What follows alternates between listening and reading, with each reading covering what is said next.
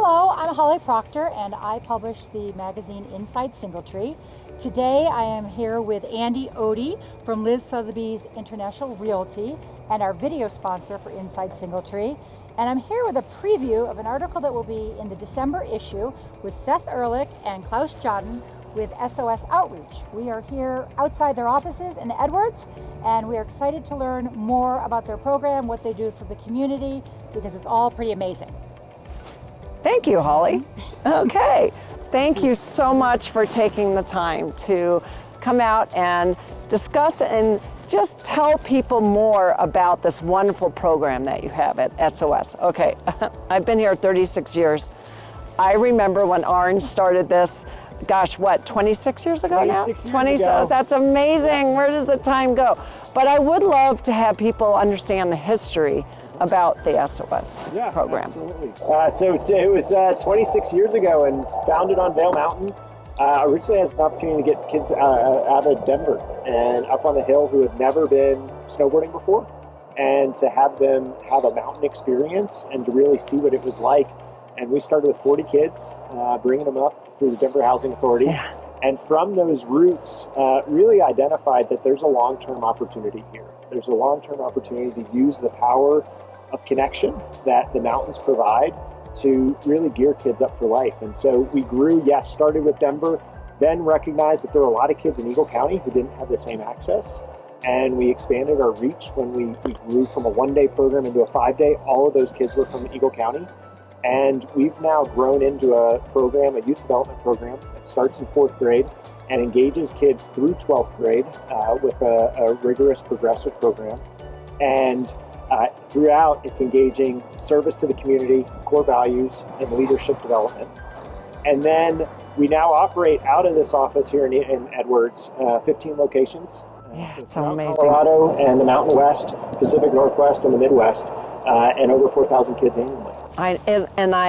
I'm under the understanding that it's 22 mountains that are involved right now, as of right. 22 mountain resorts. Yeah, what a great story as starting organically here from someone locally, and then you have people like Klaus, right? Who got involved, and it's like what you have put your input on this and your perception of what maybe needed to evolve and change. Can you share a little bit about that? I'm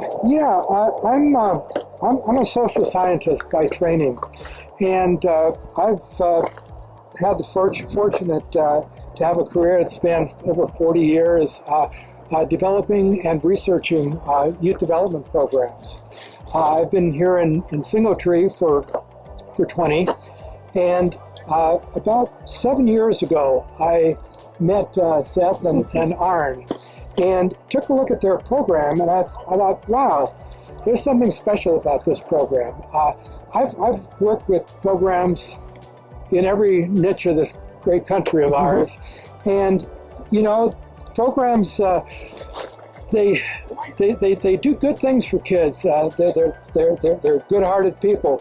But sometimes they do things based on what their gut tells them that they should do, and that's not always the best thing. What I was so impressed about with SOS is that they have this laser focus on doing things that they can support with research that works for kids. Yeah. And so I wanted, once I saw that, I wanted to work with them and do whatever I could to help them beef up any areas of their program that they might need some help with, whether surveys, research, things like that. I love that, and that's what helped achieve with the growth of SOS. Correct? Correct. Yeah. And Klaus has been instrumental in the development of a clear and rigorous curriculum. Yeah. From theory of change to the big picture of what we're seeking to accomplish, all the way down to the frameworks for each program day, so that we assure that every action that we're investing resources into is against the goals that we set to achieve. And it's enabled us to then grow with this similar impact across all of our locations, because we have the kit ready to go. And we have the evaluations to prove it, and we can look at evaluations. So Klaus has been, in the past year, he's created an online dashboard so we can get evaluation results by program, by location. So we can cross-slice every year, location, and program to see differences between regions. Wow. Well, and it's people like Klauss, but also Bill Cotton, who is a part of that has donated through the optic nerve, his company, with the goggles, for all the kids and providing that. So it really takes a village to build this type of program from the grassroots, on the ground, bootstraps on, and then grow it to where it is. So I love that. And the other aspect that now I kind of call it the full circle of life, as you will, because explain a little bit now how that has evolved from back 26 years ago, and now that you have peer-to-peer with the folks that were, when they were young, were part of it and now are still a part of this program. Yeah, so we have had over 70,000 kids go through SOS Wow. in 26 years.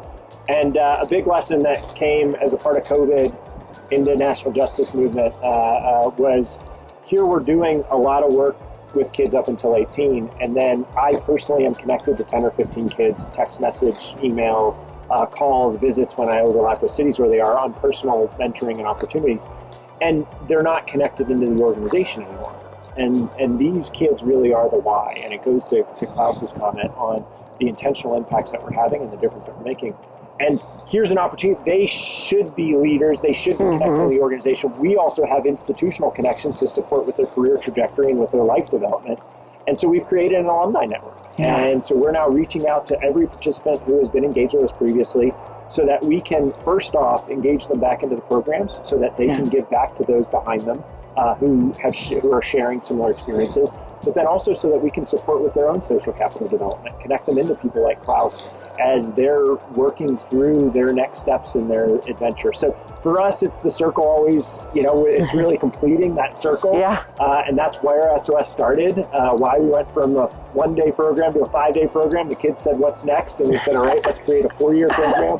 And the kids said, what's next? And we created a peer mentor program that goes through high school graduation. And then we realized there's a next here. Yeah. And so how do we keep this going? Oh, fabulous. That really is so wonderful to hear about, the continuous, growth of this, program that hopefully will also be a platform for others, and other charities to fulfill. And I think one of the things here that is so exciting is the network that SOS has created with its various sponsors. SOS is sponsored by a lot of the outdoor recreation companies that we're all familiar with. It's our clothes, our where we ski, and so on. And by bringing them into it, it provides that connection with the kids and a potential career path. Yes. Yeah. Did you want to expand on that any at all? Yeah, absolutely. There's a huge opportunity for kids to continue the passion that they develop. And the kids who are in these mountain communities who really have taken to, and these are kids who are not welcome on the mountains. They're not the typical skiers and riders, and they've learned how to do it. They've become a part of the culture, and they can graduate school and they can continue their career trajectory within the industry. And we have a lot of those connections and opportunities. And bridging that gap and bridging that opportunity between organizations that outfit jackets, pants, goggles, gloves, hats for our kids to get up on the hill, set boards, boots, bindings for our kids to go down the hill, and then all the way through into their next stage career development. And there are very sophisticated organizations in the outdoors with talent acquisition and career coaching and leadership development that our kids should be able to benefit from. Yeah, I love it. Well, and you'll see them with the SOS, and just so everyone knows, what does the SOS stand for? It's just SOS Outreach. Okay, it really is. So there you go, because I know people have asked me, so I know people are going to ask that question. Yeah, I love it. I love it, the SOS. So just in case, if you want to know what it meant, because I have had people ask that, just have to clarify that one.